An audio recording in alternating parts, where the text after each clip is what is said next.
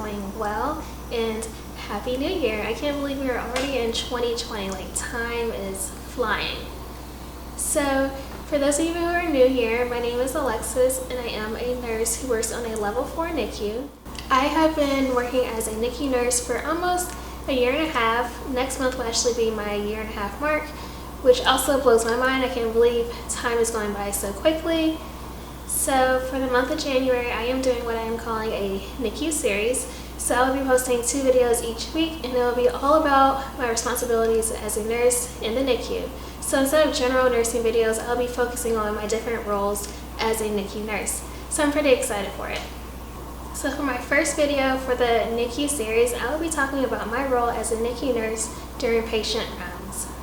If you were wondering, patient rounds is basically when all the providers and the patient's entire care team gets together to discuss the patient and the plan of care.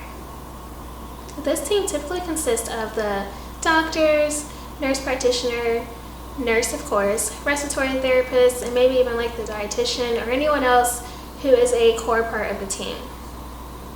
The way that rounds works really is going to depend on the unit. So back when I was in nursing school and I did my preceptorship in the NICU, I did like 1 day on day shift as just part of clinical. And so the way that they would round is that they had a conference room on the unit, so the nurse would ask someone to watch her patients while she goes the rounds, and so she would leave and go to the conference room and just talk about her patients, and then she would come back. Well, we don't do it like that on my unit that I work on currently. So where I work now, the providers and the entire team comes to you and your patient. They are there at the bedside. So it can get a little crowded, but it's a way for the providers to actually take a look at the patients and also involve the parents if they're at the bedside.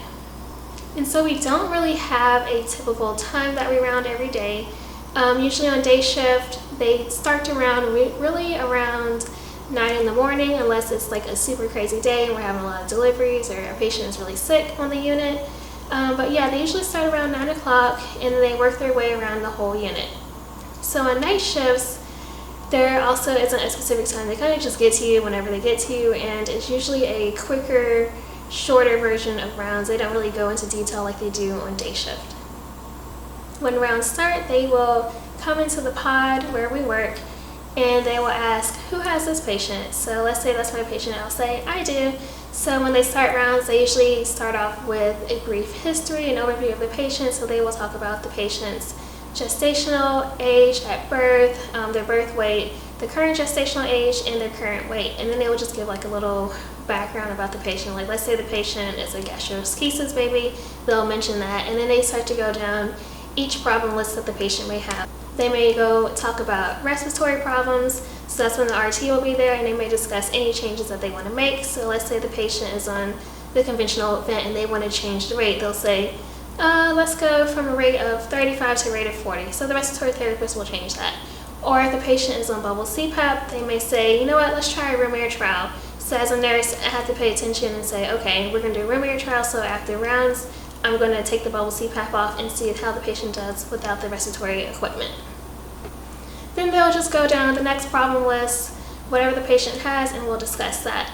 They may also talk about any labs that the patient may have during the day to confirm with me so that I know which labs I need to do. So they may say, oh, the patient has a Chem 10 and a Billy in the morning, and they'll look at me and make sure I'm paying attention, and I'll say, okay.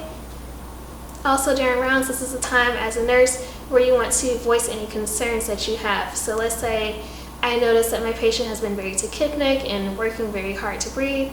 I'll mention that and let them know. Also, that's the time for me as a nurse to ask any questions that I may have. Now obviously, if there's something serious going on, I'm going to go grab the provider right away. I'm not going to wait until they come round on my patient. It's very important during rounds that we include parents if they are at the bedside. So you know, if the curtains are drawn or something like that, I'll go as a nurse and say, hey, they're about to go around on your patient. Do you want to listen and be included? And the parents usually will say yes. So we just make sure we ask the parents if they have any questions or concerns, and we just talk about everything during rounds. So rounds usually last roughly about 5 minutes, sometimes less than that. I mean, honestly, there have been times where we have rounded on a patient for literally like 60 seconds. Those are usually the very stable patients, of course. And there have been times where I've had sicker patients and we round for gosh, like a good 10 minutes. We're just talking about all the problem lists and possible things that we can do or that we should do. So it really just depends on the patient and the providers. A lot of times the doctors will take this, rounds as a time to educate the residents, so that can, lengthen the time of rounds also. But for the most part, rounds are typically pretty quick.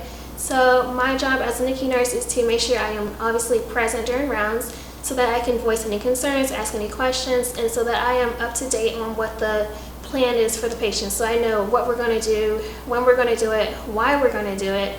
It's very important to know those things as the nurse. And I remember when I was, on orientation, and even when I first got off orientation, I'd be so scared to, participate in rounds. I'd be so nervous because, just the way they talk usually very quickly and at a very, low tone, so it's like kind of hard to hear them.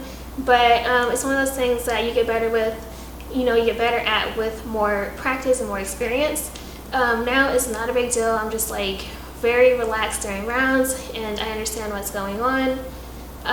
So yeah, don't be scared. Just get in there, make sure you are voicing your concerns, asking questions, and paying very close attention to what they are talking about.